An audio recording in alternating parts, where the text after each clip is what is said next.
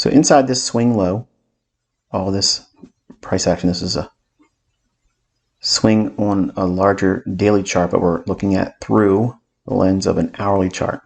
See this gap right here? Notice there's an absence of one over here, but look at all the back and forth price action. So we have only sell side here offered. So that means the candle went through between this candle's low and this candle's high. It delivered on the downside. So it's sell side delivery. Inefficient in the form of buy side delivery. So it's offered here on this candle. Then the next candle, we open, trade down, rally back up, and close right here. Next candle opens, trades down, stops right inside that gap low, then sends it higher.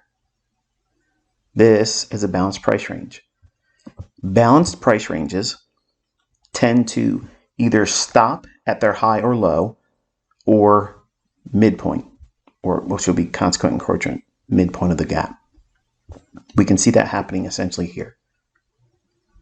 So this extended through, and again, this is the reason why it's not supply and demand, folks. We cut through candles to get to a narrative. The algorithm's going right back to this inefficiency. And the fact that we traded back and forth here, buy side, sell side has been offered. It left that range right here.